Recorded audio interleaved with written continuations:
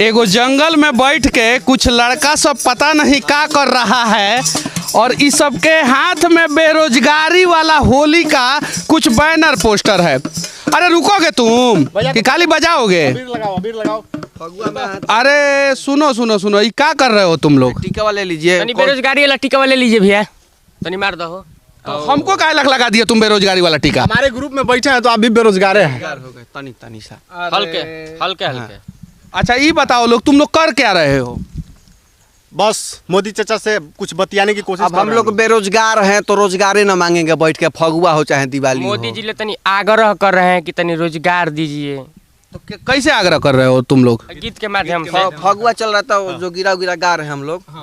भारत में अनेकों प्रकार का होली खेला जाता है। कहीं लठमार होली तो कहीं कपड़ा फार होली कहीं कुछ और फार होली कुछ बेरोजगार भी यहाँ पे होली खेल रहा है सब। अब पता नहीं किस प्रकार से होली खेल रहा है सब। क्या कर रहा है तुम?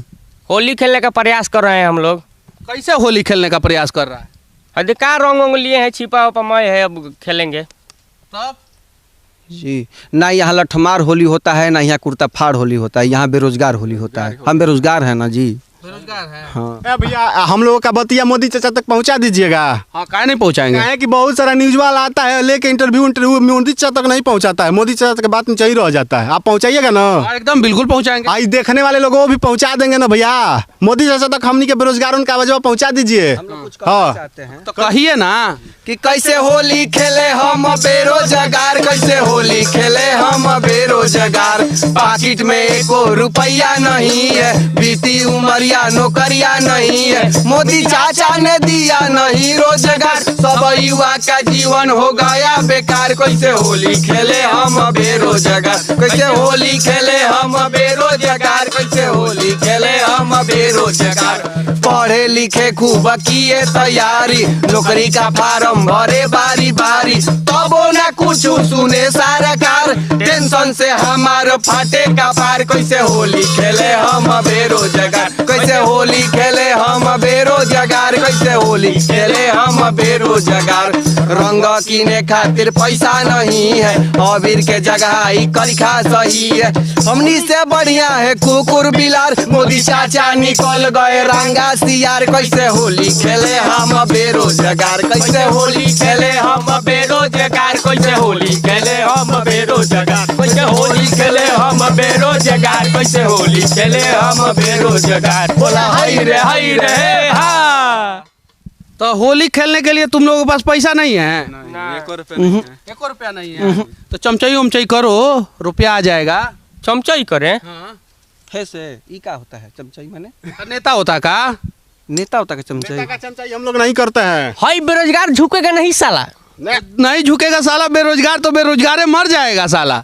मर जाएगा, क्या दिक्कत है? मोदी चाचा सही मुहैया रहे हैं। रंगा सियार हम लोग कहे गोलैनवा काहे कहे कि आए थे जब 2014 में तो बड़ा बड़का बात करके इतना मोटा के आए थे। सब रंग उतर गया, अब कुछ नहीं 2 करोड़ रोजगारों देने का कहे थे, और रोजगार तो भगवान जानते हैं। मोटे थे, अब देहिया सूख रहा है या दढ़िया बढ़ रहा है। ऐसा है क्या?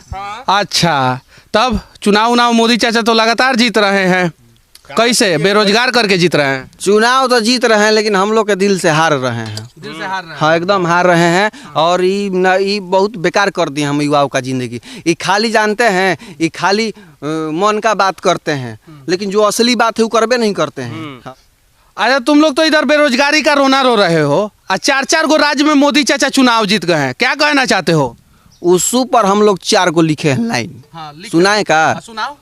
सारा रा रा रा रा रा रा रा रा रा रा रा रा गया सारा रा रा बा भाई बा खिलाड़ी बा। मणिपुर जीतले, गोवा जीतले, जीत ले यूपी। चुनाव मशीन मोदी चाचा बेरोजगारी पसा दिले चुपी। बोला हाय रे हाँ। सारा रा रा रा रा रा रा रा रा रा रा हाय जोगी जी सारा रा रा बा भाई बा खिलाड़ी बा। घूमे जा रहे उड़ के देश विदेश, छने बदला से अपन देश मुताबिक भेष। बोला हाय रे हाँ। सारा रा रा रा रा रा रा रा रा रा रा सारा रा रा बा भाई बा खिलाड़ी बा।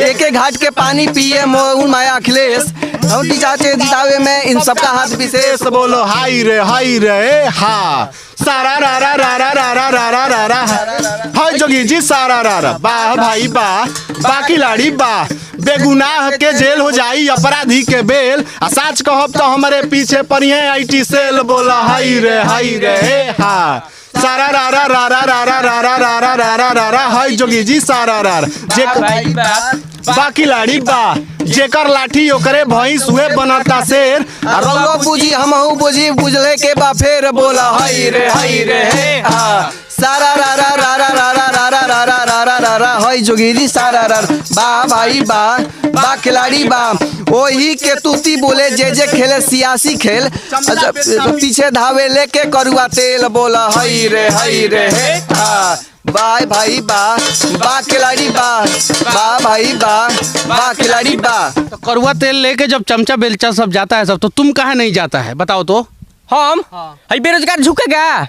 नहीं झुकेगा। नहीं झुकेगा। तो बेरोजगार जब नहीं झुकेगा और पुष्पा बना रहेगा तो फिर उसको रोजगार नहीं मिलेगा, झुकना तो पड़ेगा बबुआ तुमको। देखिए सर, अगर हम लोग पुष्पा हैं झुकेंगे नहीं ना तो वो अगर चंदन के लकड़ी तो हम लोग काट के बेच न देंगे अगला बार। हाँ अगला बार बेच देंगे हम लोग भी। हाँ 2024 का वेट कर रहे हैं हम बेरोजगार। का जी पूछिए। हम दिखाएंगे अपना अधिकार कि क्या होता है बेरोजगार का पार। हाँ तब तक तो तुम लोग युवा नेता से जुआ नेता हो जाओगे। जुआ जाएंगे तब क्या करे, अभी तक किस्मत एनर्जी उतने रहेगा, इसलिए कि नौकरी नहीं ना मिला है। अभी पावर में रहेंगे उतने एनर्जी रहेगा। ये सब बेरोजगार सब है सब, देखिए अलग ही तरीका से होली खेल रहा है सब। अब क्या करे, देश के सरकार को भी सोचना चाहिए कि बेरोजगारों के लिए भी कुछ हो। ऐसे सरकार का जितना आईटी सेल है कहता है कि काबिल लड़कवा के लिए रोजगार हलई है, तो 2014 में मोदी जी को भी कह देना चाहिए था कि जितना देश का काबिल लड़का है सब उसी को हम रोजगार देंगे। ये नहीं कहना चाहिए था कि हर साल 2 करोड़ बचवा सबको रोजगार देंगे। चलिए मोदी चाचा बुरा मत मानिएगा, होली है और जोगीरा है, सही है कि नहीं है? अब मोदी चाचा बुरा मान गए तब क्या होगा? ना ये मोदी चाचा ऐसा ना जी, नौकरी नहीं देंगे तो काम घबरा जाएगा। तो बुरा ना मानो, होली है चाचा। सारा रा रा रा रा रा रा रा रा रा हाय जोगी जी सारा रा रा वाह भाई वाह खिलाड़ी वाह। बुरा न मनिया ए मोदी चाचा हो मोदी चाचा, अताहार हमनी के बेरोजगार बचा बोला हई रे है हाँ। तो मोदी चाचा बुरा नहीं खे माने के, बस में हुई तो रोजगार दे दीजिए हम लोगों को। काजी गलती कर रहे हैं ना, गलती कर 2 थाप मारी अब हमको। नहीं बस में हो तो नहीं बस में हो तो से उठ के हट जाइए, कोनो फेविकॉल का डिब्बा पे बैठे हैं कि चिपक गए हैं, हट जाइए महाराज। कई गो बढ़िया लोग है तनी पियर को रंगा वाले बेरोजगार का टीका ले लीजिए।